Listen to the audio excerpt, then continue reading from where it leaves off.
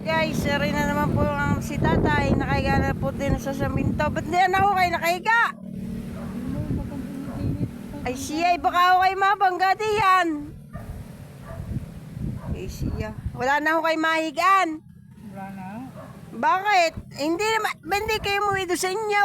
Doon sa kay Pablo.